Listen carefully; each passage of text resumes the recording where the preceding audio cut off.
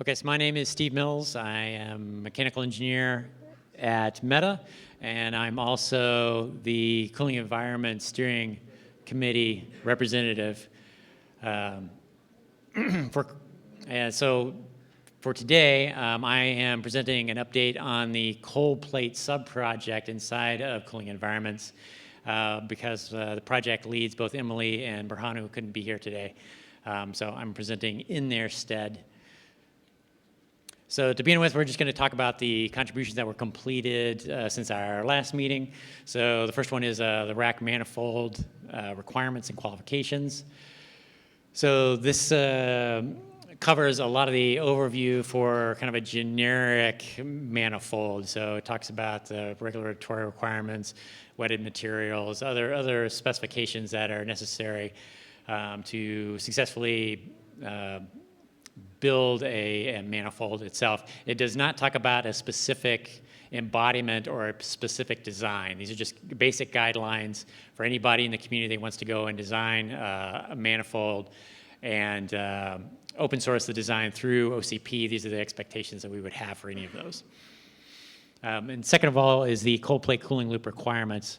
This is also very similar. This talks about the cold plate as well as the hoses and subcomponents that make up that loop. Again, it's very generic, top-level requirements around the fluids and the materials, regulatory requirements, these kinds of things. Again, if you want to develop an OCP-approved cold plate, this is where you would go for your kind of high-level requirements as a minimum.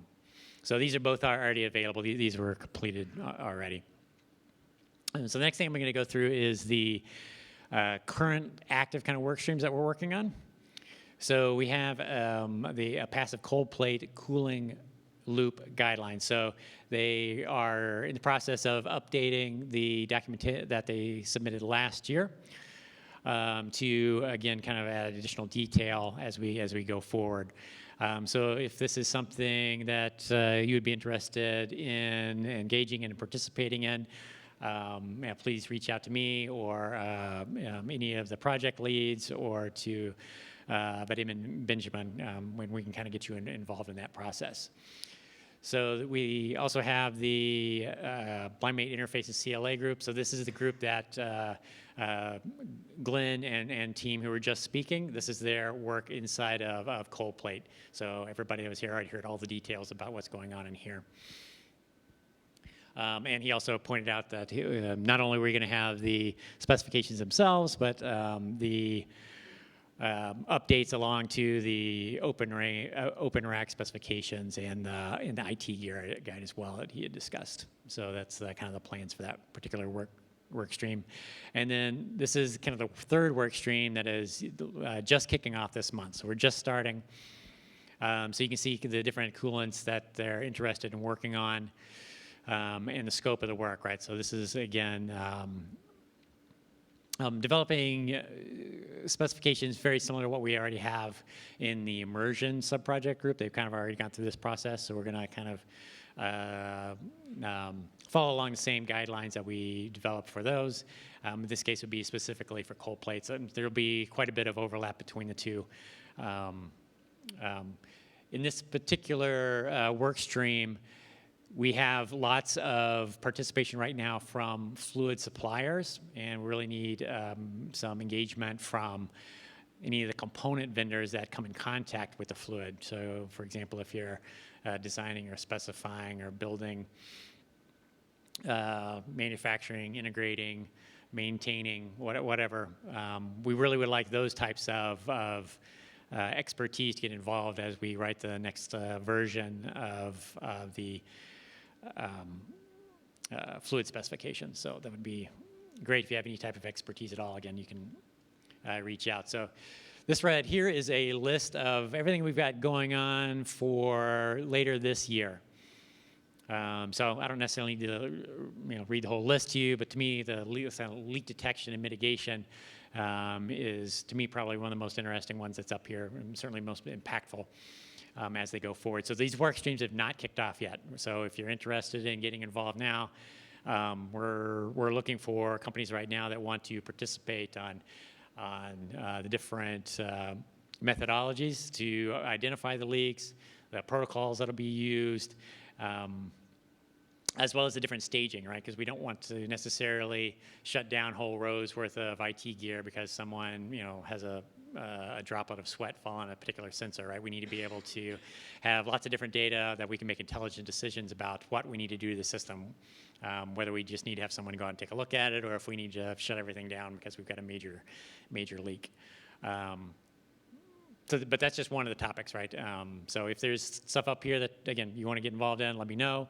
If there's stuff that you feel that the community should be working on and it's not up here, that's also interesting as well. So we'd love to hear about that if you have any feedback. So the call is to get involved, right? We have lots of new work streams that are opening up, and we really could use everybody's expertise as we go forward.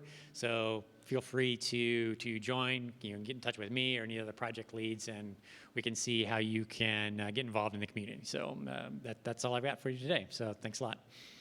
Got any questions at all? Feel free to come up. Yeah, go ahead, Ari.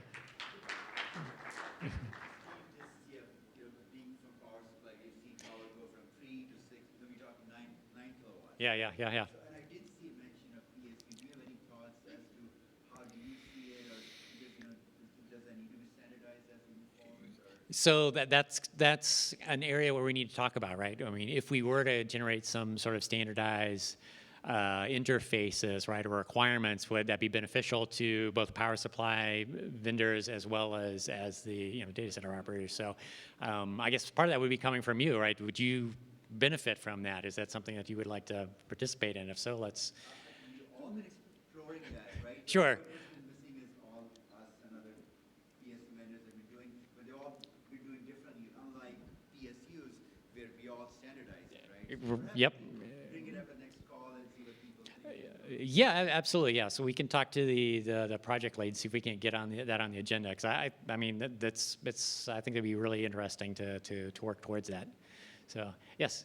Yeah, I was just curious if in your scope of work that you guys are considering, I know you talked quite a bit about like fluids, you want component vendors to participate. I'm wondering, what about the idea of standardizing on some of the infrastructure requirements like inlet and outlet temperatures, flow rates?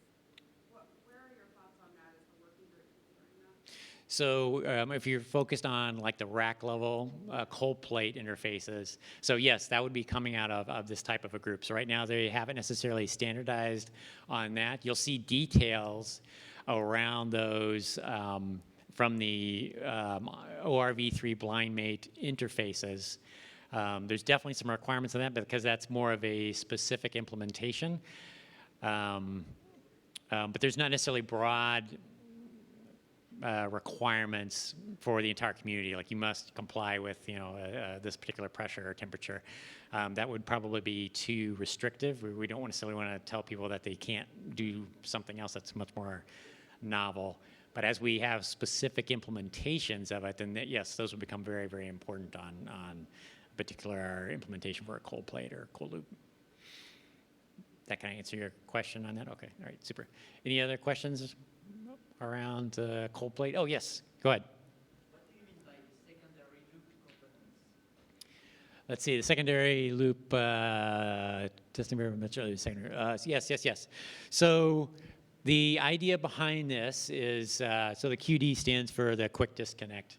So it's the valves that we're using to connect the loops together.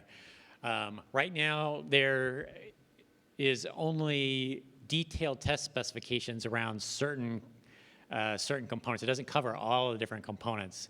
So, for example, if you wanted to deliver a quick disconnect or something like that, right, what would be the very specific requirements that OCP would be looking for to kind of standardize those test requirements to make sure that anybody bringing something to market would be able to comply with kind of the larger ecosystem.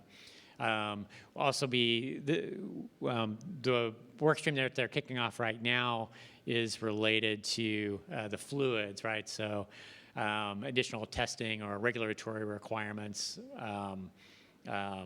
those type of requirements, but specifically for the fluid, they're kicking that off. But yeah, So it looks like you're from Danfoss. Is that it? So in this case, yeah, it would be specific requirements around QDs, right? What kind of forces would you expect for a blind mate QD to expect? So anything that you're doing for like a Glen, right, would certainly be compliant, hopefully, to this broader specification. It'd be more of a generic kind of a specification that would be more explicitly already called out in kind of the blind mate work that Glenn is doing. In this case, it'd be taking some of that work and making it more generic so that everybody can comply with the same type of expectations when they go off to develop a product for OCP. I saw another hand. Yes? Do you have any work stream related to the compliance and regulatory affairs? To what two things? Work stream Uh-huh. similar to what you have there? Do you have something for IC, UL? Do you have any specific work stream that talks about this? So the specific work streams, almost all of them will have some sort of regulatory interface, right? Whether it's a fluid or a valve or a manifold that we would need to go to comply with. So we don't necessarily right now have one work stream that talks specifically about only regulatory. It's distributed across the different work streams. At least for cold plate, right? So immersion, we do have some interfaces from the immersion side directly to regulatory bodies, UL as well, but that's focused only on immersion and not this cold plate sub-project. So we would definitely pull them in as we write the specifications for these type of components to make sure that they're happy. But no, there's not a central spot for all that, which would be convenient, but no. So any other questions? All right, wonderful. Thanks for your time. I appreciate it.